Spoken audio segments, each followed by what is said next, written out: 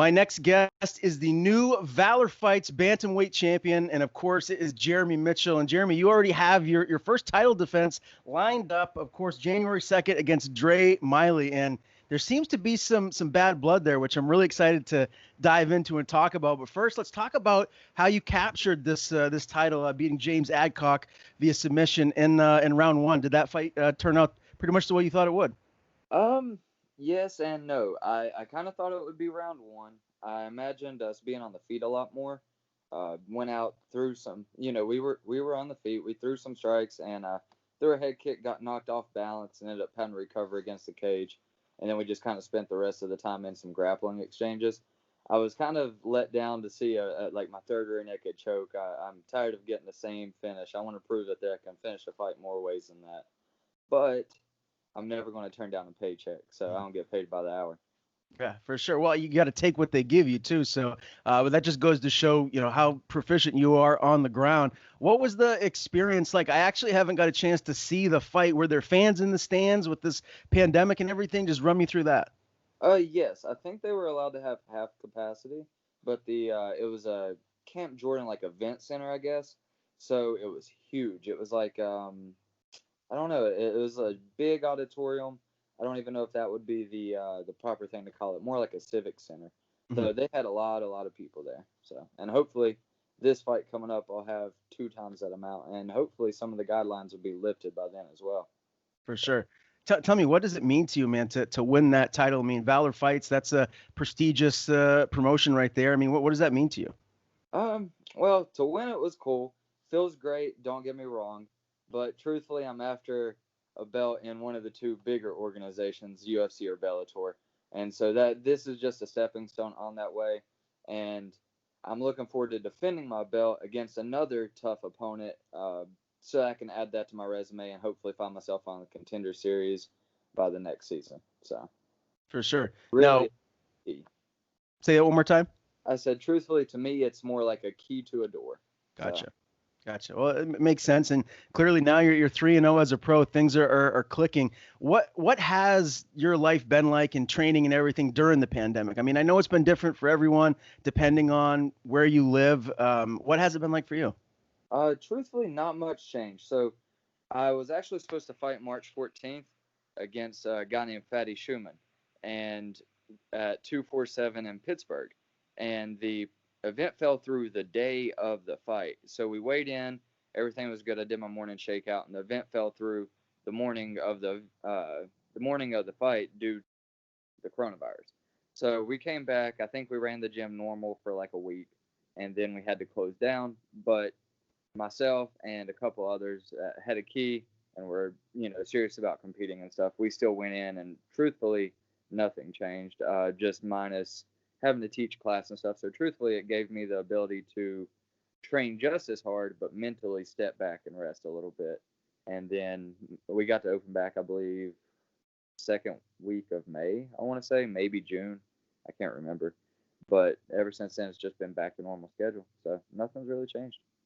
Do you work outside of your training, or are you just full time into MMA right now? Uh, enough to cover my bills and take care of stuff.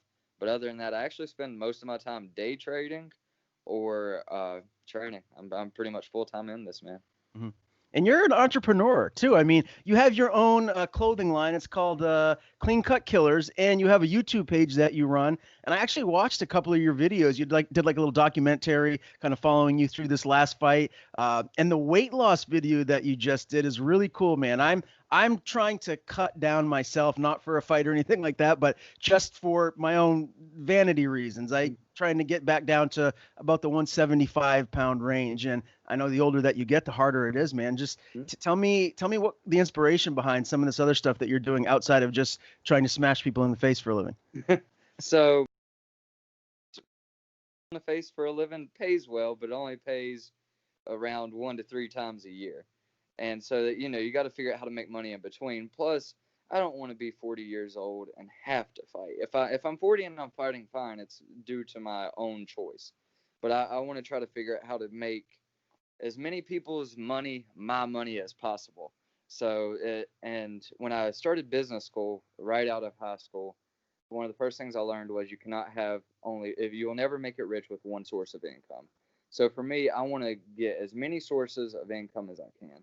So, whether it's day trading, YouTube, fighting, uh, clean cut killers, or even work, all that money are different sources of income that are coming my way, and I can reinvest them intelligently. And, like I said, figure out how to make other people's money my money. Yeah, well, you're a smart guy. You clearly have a good grasp on how to kind of make your way in this crazy world we're living in nowadays. So, one thing I'm really interested to hear from you, I was looking at your Tapology record, and I got to find out, like, what is the turnaround? What was the thing that really clicked for you, man? Because your amateur record, according to Tapology, it says you were 7-8. Now you're 3-0 as a pro. What's the difference? Like, what are the strides that you've made? Well, okay, so first, MMA, when I literally just became legal when I made my MMA debut, so like where I live, so a lot of it was reported very, very poorly, and so technically it should say 14-7 or 14-8, but it is what it is. Um, the quick turnaround though is just really coming from there's a lot of guys that are pros that fought a lot of easy fights, and then they turn pro and they have mediocre professional records, although their amateur records were spotless. Whereas I did the opposite. I took every single fight that I could find, regardless if it was 1 day's notice, 1 week's notice, whatever it was. I had 3 fights lined up at sometimes 4 at others.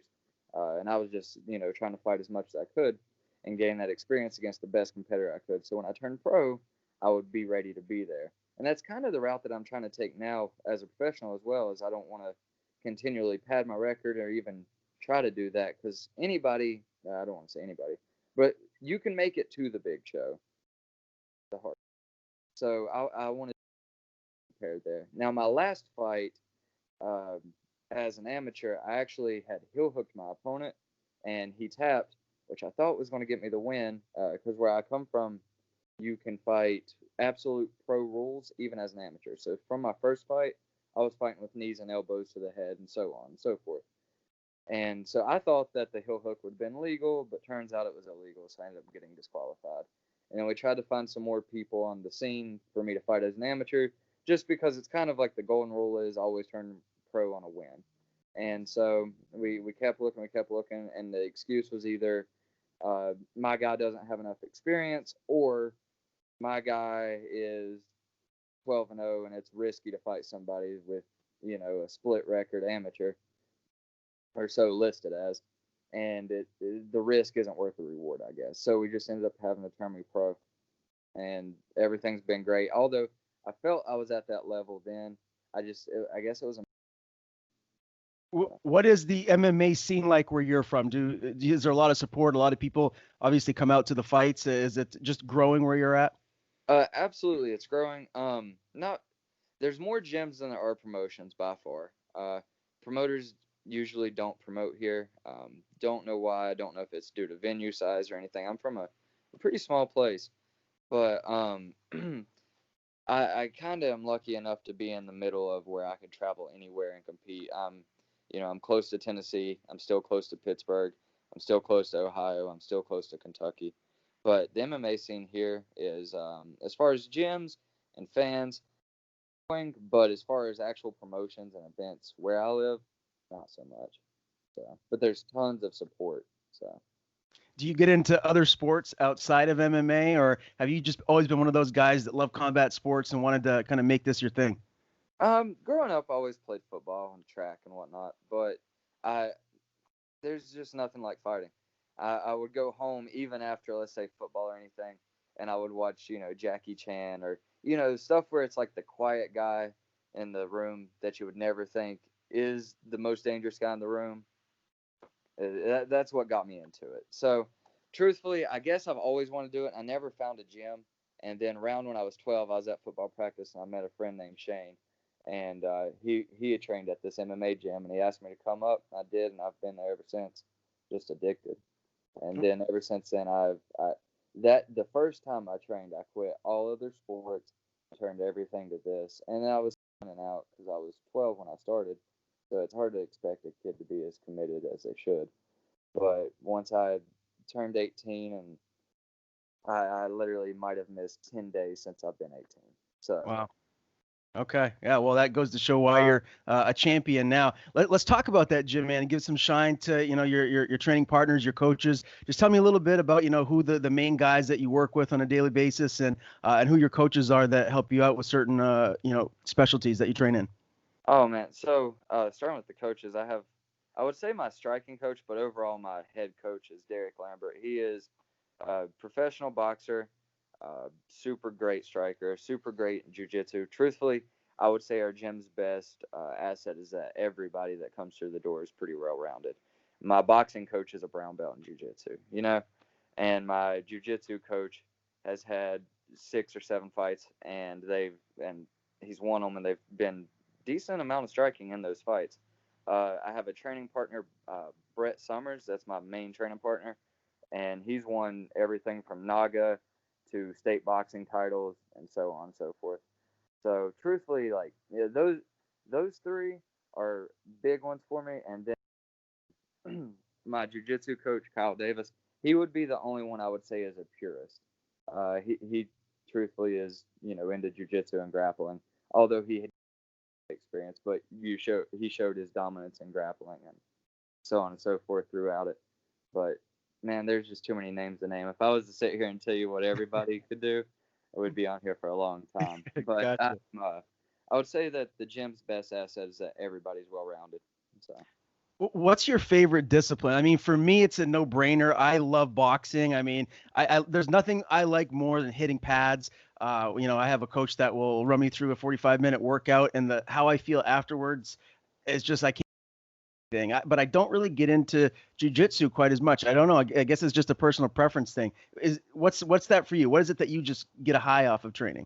Um, I'm definitely best at boxing. I love boxing, despite my MMA record showing so, with all the submission finishes. Jiu-jitsu would definitely be my least favorite. I could feel the jiu-jitsu community crush in on me right there. Um, no, truthfully, like I said, I like it all, man. I like MMA as a whole. Uh, I would have to go with boxing or Muay Thai. Those are just, I don't know, there's just something about it that pulls me in more so than grappling.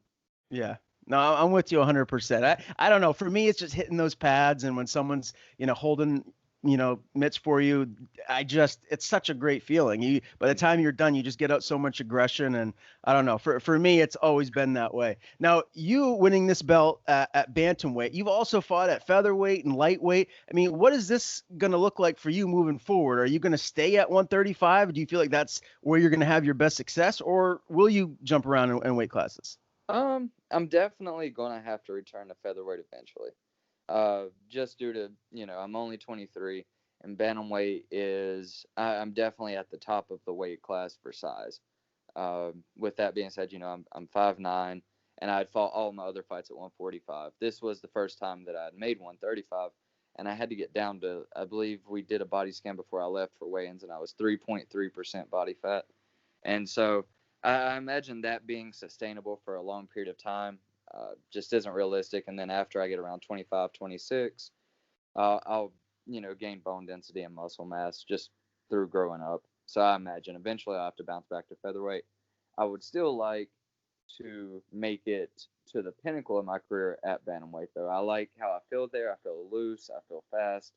And everything just seems to work well at the weight class. I feel like at 145, I was always giving up the size advantage, whereas at 135, now it's not just my skill that wins me the fight, it's my size as well. And being strong doesn't win you a fight, but it makes it a lot easier. So, Sure.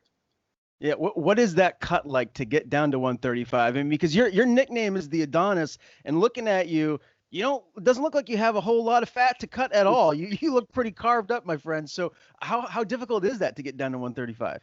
um, it's easy, man. It's easy through discipline. So, 6 weeks out, it's got to the point that I'm now weighing food. Well, I mean, I'm not 6 weeks out right now, but 6 weeks out, I'm weighing food. I'm not eating a single piece of food that's not on my nutritionist meal plan she sends me. And then once we get to fight week, it gets as specific as I could have like 4 segments of an orange.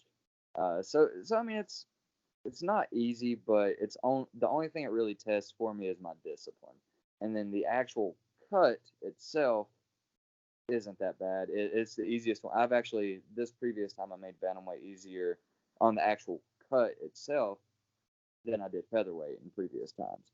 So it's really it's a little mentally exhausting, to continually count everything that goes into your body. But other than that, I mean, it doesn't really test anything but your willpower and discipline. And I'm always searching for things that are going to, make you want to break and then push through, because I don't know, that's kind of what I want to do with my life, is take the path of most resistance. So. For sure. Now let's talk about this first title defense of yours. Give me the backstory, man. Where is the beef? Like, clearly you guys don't like one another, or at least that's the way it seems on social media. Tell me, how this all started. Man, I have no idea. Uh, so I always thought we liked each other. I spent a lot of time thinking that we did.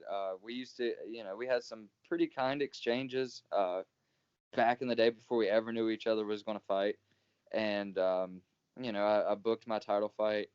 Fought, actually, James Adcock is Dre Miley's teammate, and I fought his teammate. I thought everything was good, but I don't, bow to anybody. So with that being said, I guess me saying that I'm the best in the world rubbed him the wrong way, which is fair. You have to believe you are too. If you don't believe it, who's going to, right? So I think it just comes from two hyper competitive individuals that are, ready to tear each other's head off to get to the next level. And that's what it's going to be as soon as we step in that cage. So if one of us is going up, it's going to be me. And I don't know what to tell him. Mm-hmm. Hopefully he'll have a change in attitude afterwards. So you did call him a bully. Where did that come from? Was he wannabe bully? A wannabe bully. Okay. Truthfully, it just came from. I feel like that's what he's trying to do. He has a bully mentality until somebody pushes back, and then he gets in his feelings, and that's where we're at with it now. I feel like he came in there. He tried to punk me out. From the moment that I won my fight, I was, I wanted to fight James Gallagher, which is a huge jump up in competition. But if you don't, closed mouths don't get fed. If you don't call your shot, you're never going to get it. So, and like I said, I want the path of most resistance. So I want the hardest fights. With that being said, he immediately commented on that and was like, "Nah, you're not getting that lucky," or something like that. And then it kind of just started from there, which that kind of, like I said, hit me sideways because we had such generally kind exchanges beforehand. Mm-hmm. So I feel like he tried to, push me there, and then he kept saying stuff about keep the same energy when you see me, and making memes, and then we get in there and he gets in my face and just continues trying to talk. I just feel like he has a bully mentality, and he felt like he could bully me until I pushed back, mm-hmm. and now he's upset about it, I guess. So. Let's talk about this fight. It's only a couple months away. It'll be here before you know it. He's 7-3. 5 of his 7 wins are by stoppage. He even graced the cage with Cody Durden. That didn't go his way, but I mean, we all know how good Cody is. Mm-hmm. Talk about his skill set, man. Like what does he do good? Where are the holes? And how do you feel like you're gonna get your hand raised come fight night? So I mean, Dre is a very solid competitor, and I will never take that away from him or anybody I fight. That's why I want to fight him. But truthfully, I think it comes down to just work ethic and pressure. I've seen him in there break in situations that I thrive in. The things that he does well work well with the things that I do well. And the things that he does poorly work well with the things that I do good. So I just feel like the style matches up with mine so well that no matter where the fight goes, I'll come out victorious. With that being said, I'm knowing how dangerous Dre is. He's been in there with, like you said, Cody Durden. He's fought, 10 times now, I believe? 10 times as a professional. So I'm definitely not sleeping on him. I just think all the things that he does and the positions he enters and gets into in fights are positions that I'll capitalize on, and I'll end it very fast. First or second round. Is there a size difference between the two of you? Like when you stand next to one another, do you notice that you're the bigger man, or are you guys the same size? I would say we're the same height. He might have an inch, but I'm definitely way broader than he is. So.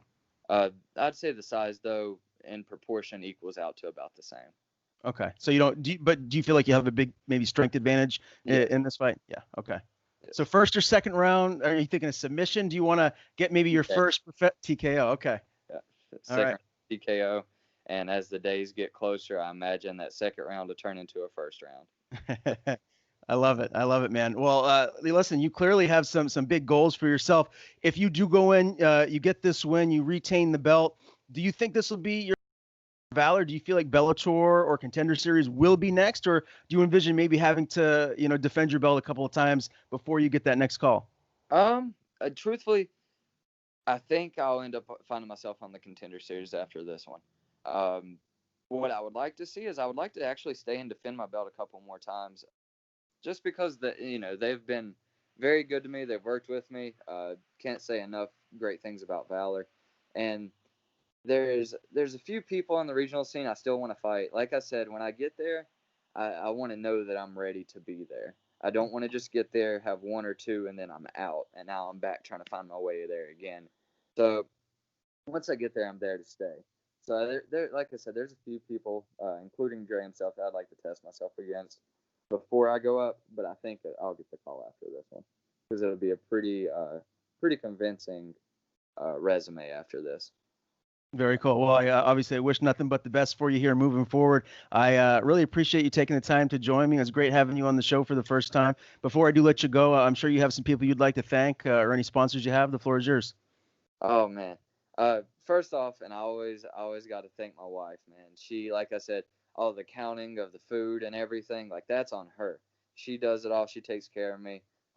Thanks to all my coaches, like I had mentioned, and thanks to God always. Anybody that follows me knows that I put Him above all. Well, again, thank you, my friend, and I look forward to talking to you again soon. Yes, sir. Thank you.